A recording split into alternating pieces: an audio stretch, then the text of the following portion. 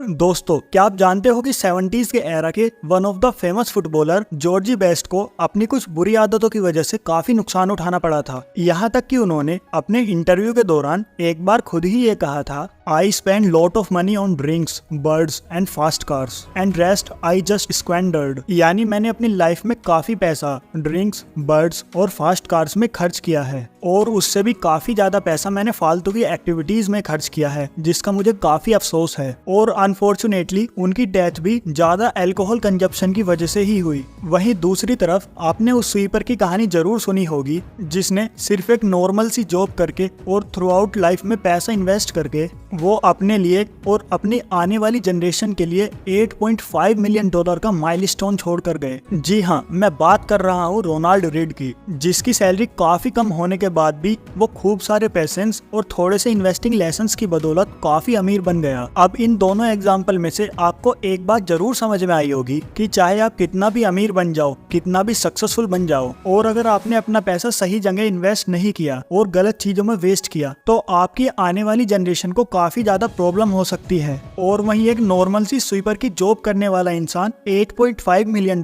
यानी कि 55 करोड़ का मालिक हो सकता है। पर अगर मैं बात करूं एक नॉर्मल इंडियन मिडिल क्लास आदमी की, तो वो यही सोचता है कि उसके बच्चों को, उसके पेरेंट्स को और उसके घर में रहने वाले सदस्यों को किसी भी चीज की प्रॉब्लम ना हो। वो हमेशा यही कोशिश करता है कि जब उसका बच्चा किसी चीज को लेने की जिद करे तो उसको ये कहना ना पड़े कि मेरे पास पैसे नहीं हैं। वो हर मुमकिन कोशिश करता है अपने पेरेंट्स को वो सारी चीजें देने की जो वो चाहते हैं। बट अनफॉर्चुनेटली जब वो अपनी जेब की तरफ देखता है तो उसको डर लगा रहता है कि कहीं उसे पैसे की कमी ना हो जाए, कहीं वो अनसक्सेसफुल होकर ब्रोक होकर ना रह जाए। बट दोस्तों, मोस्टली लोगों को ये लगता है कि उनकी लाइफ में ये सारी परेशानियां उनकी इनकम की वजह से है। उनका कहना है कि हमारी इनकम इतनी कम है, इतनी कम इनकम में इतना सारा खर्चा करने के बाद हमारा दिमाग कहीं और जाता ही नहीं, इसलिए सेव करके इन्वेस्ट करना हमारे बस की बात ही नहीं है। बट वो लोग कभी भी ये समझ ही नहीं पाते कि उनकी इस प्रॉब्लम का मेन रीजन उनकी इनकम नहीं बल्कि उनकी बैड सेविंग हैबिट्स है।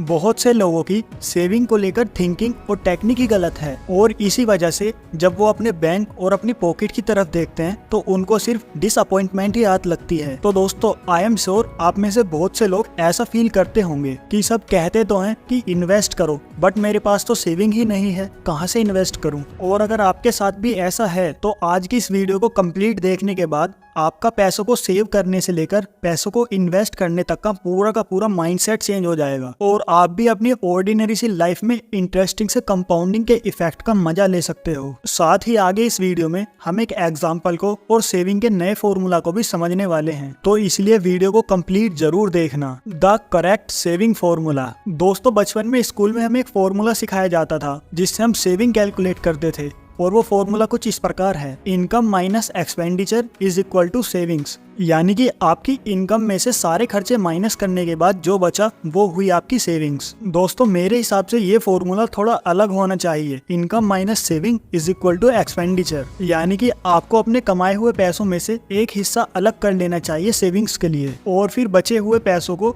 स्पेंड करना चाहिए अपने नीड्स, अपने वांट्स और अपनी डिजायर्स पर। बट हम सब में से मैक्सिमम लोग यही गलती करते हैं कि इनकम आने के बाद सबसे पहले अपने खर्चे पूरे करते हैं और फिर कुछ बचा हुआ पैसा अगर बचता है तो उसे सेव या इन्वेस्ट करते हैं। एक रिसर्च के अकॉर्डिंग 25,000 रुपए कमाने वाला एक एवरेज इंसान अपनी सैलरी का कुल 10% ही सेव कर पाता है, यानी कि अपनी सैलरी में से सिर्फ 2500 रुपए ही। और ऐसा इसलिए है क्योंकि बचपन से ही हमारे पेरेंट्स, हमारा स्कूल, हमारी सोसाइटी हमको यही सिखाते हैं कि इन्वेस्ट वगैरह बाद में कर लेना, पहले अपनी जरूरतें पूरी कर लो। और हमेशा से हमने अपने पेरेंट्स को यही करते हुए देखा है। असल में प्रॉब्लम आपके खर्चे या आपकी नीड्स की नहीं बल्कि आपके डिसिप्लिन की है। और ऐसा क्यों है, चलो मैं आपको एक एग्जांपल के थ्रू समझाता हूँ। मान लो कि कार्तिक नाम का एक आदमी है जो कि एक मार्केटिंग कंपनी में काम करता है और अपने आप को रिलीफ करने के लिए वो डेली के 70 रुपये जंक फूड में और अपनी बैड स्मोकिंग हैबिट्स में खर्च करता है। अगर हम इन 70 रुपये को 30 से मल्टीप्लाई करें तो वो होगा 2100 रुपये। है। और अगर साल भर का देखें तो 2100 multiply by 12 is equal to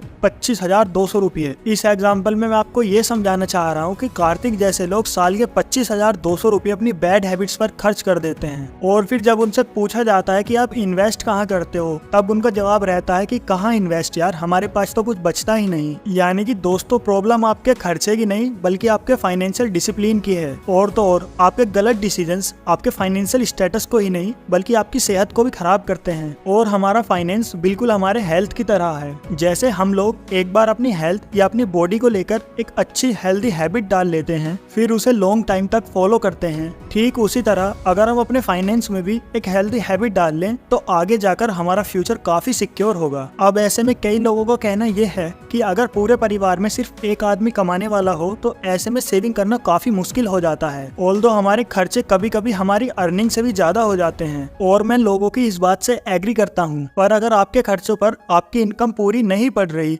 तो आपको जरूरत है अल्टरनेट इनकम सोर्स ढूंढने की, जिससे आप जो सिचुएशन फेस कर रहे हो आपकी आने वाली जनरेशन उस सिचुएशन को फेस ना करे। और उनकी और आपकी बेटर रिटायरमेंट के लिए सेविंग तो बहुत जरूरी है। और दोस्तों सेविंग करते वक्त हमें बहुत सारी प्रॉब्लम आती हैं और कहीं ना कहीं ऐसा खर्चा निकल आता है जिससे हमारी सेविंग टूट जाती है। बट असल में ऐसा खर्चा आता क्यों है, हम ऐसी कौन कौन सी चीजें कर सकते हैं जिनकी वजह से ऐसा खर्चा ना आए। और इन्वेस्ट करना तो बहुत दूर की बात है, आप ठीक से सेव भी नहीं कर पाते। तो दोस्तों ऐसे कौन कौन से रूल हैं जिनकी मदद से हम कभी सेविंग या इन्वेस्टमेंट करने में कभी कोई गलती नहीं करेंगे। Rule number 1, no credit. तो रूल नंबर 1 कहता है नो क्रेडिट, यानी कि अगर आपको सेविंग करके इन्वेस्टमेंट करना है तो आपको कम से कम 0 क्रेडिट पोजीशन पर आना होगा जहां आपके ऊपर कोई कर्जा ना हो। तो रिसेंटली एक ऑफिस में एक अंकुर नाम का व्यक्ति जॉब करता था। वो ऑफिस में काफी अच्छी पोजीशन पर था और उसकी सैलरी भी काफी अच्छी खासी थी, पर जिस हिसाब से उसका लाइफ स्टाइल था वो अपने पैसों को बहुत जल्दी खर्च कर देता था। पहली बार महीने की 25 तारीख आते आते उसके सारे पैसे खत्म हो गए। तो फिर उसने कंपनी से एडवांस की डिमांड करी और कंपनी ने उसको एडवांस दे भी दिया इस प्रॉमिस पर कि नेक्स्ट सैलरी में से ये वाला अमाउंट कट जाएगा। पर जो पैसा सिर्फ 25 दिन चल पाया वो नेक्स्ट मंथ कहाँ चल पाता। और फिर उसने कंपनी से दोबारा एडवांस की डिमांड की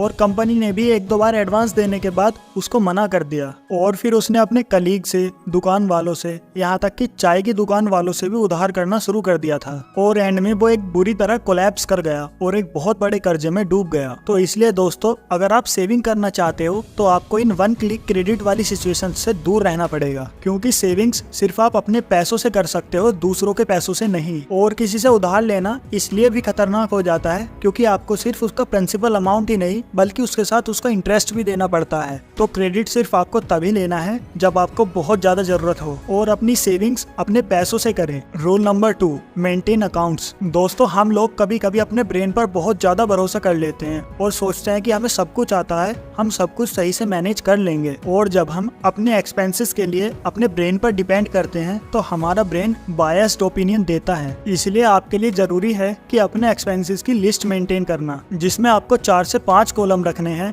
जैसे ट्रैवल के लिए, फूड के लिए, हाउस एक्सपेंसेस के लिए, शॉपिंग के लिए एक्सेट्रा। और हर दिन हर महीने अपना सारा खर्चा इसमें लिखें और महीने के लास्ट में आप इन सारे एक्सपेंसेस को ट्रैक करो और आप एनालिसिस करो कि आपने किस तरह की चीजों में सबसे ज्यादा पैसा खर्च करा है। और अगर आपको लगता है कि ये कोई अननेसेसरी खर्चा भी आपने किया है तो आपको आगे आने वाले महीनों में उस अननेसेसरी खर्च को कम करना है और उसकी जगह बचे हुए पैसों को सेव करना है। अब आता है सबसे important rule, rule number 3, save and invest. तो दोस्तों अगर आपको अपने सेव किए गए पैसों से अपना फ्यूचर ब्राइट और बेस्ट बनाना है तो आपके लिए इन्वेस्टमेंट बहुत जरूरी है, और इन्वेस्टिंग से भी ज्यादा जरूरी है स्मार्ट इन्वेस्टिंग। और जो लोग अपने एक्सपेंसेस में अपनी सारी सेविंग्स खत्म कर देते हैं वो लोग ना तो एक अच्छा फ्यूचर प्रेडिक्ट कर पाते हैं और ना ही उनका कोई अच्छे फ्यूचर का चांस होता है। तो आइए इसे एक एग्जाम्पल के थ्रू समझते हैं। तो दोस्तों जैसा कि आप इस एक्सेल सीट में देख सकते हो, 3 लोग जिनकी मंथली सैलरी सेम है, सभी महीने का 25,000 रुपया कमाते हैं। और अगर आप तीनों के खर्चे को देखो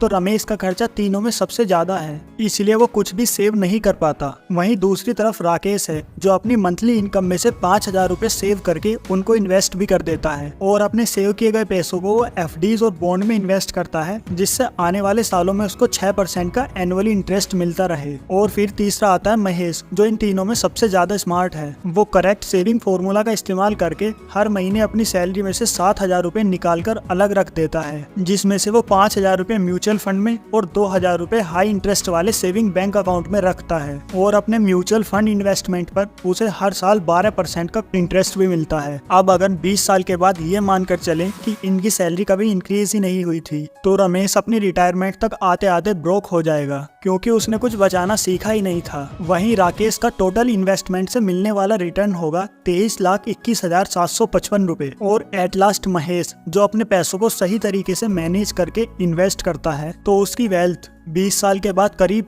50 लाख रुपए हो जाएगी। अब इस एग्जाम्पल से आपने ये सीखा कि अगर आप अपने पैसों को सही तरीके से मैनेज करते हो और फिर उसके बाद उसको इन्वेस्ट करते हो तो आप आने वाले टाइम में अपनी फैमिली को एक बेटर फ्यूचर दे सकते हो। तो दोस्तों, एट लास्ट हमने ये सीखा कि करेक्ट सेविंग फॉर्मूला क्या है और कैसे आप अपने अंदर एक सेविंग हैबिट क्रिएट कर सकते हो। और साथ ही साथ हमने ये भी देखा कि कम सैलरी होने के बावजूद भी कैसे हम उसको सही तरीके से मैनेज और इन्वेस्ट करके अपने आने वाले फ्यूचर को बहुत अच्छा बना सकते हैं। तो दोस्तों, आई होप आपको इस वीडियो से कुछ ना कुछ सीखने के लिए जरूर मिला होगा। और अगर आपको लगता है कि आपको इस वीडियो से कुछ ना कुछ सीखने के लिए मिला है तो वीडियो को लाइक जरूर करें और साथ ही शेयर करें अपने फैमिली मेंबर्स और अपने दोस्तों के साथ भी। और इसी तरह के वीडियोस देखने के लिए चैनल को सब्सक्राइब करना ना भूलें। तो फिर मिलते हैं एक नई वीडियो के साथ, तब तक के लिए जय हिंद।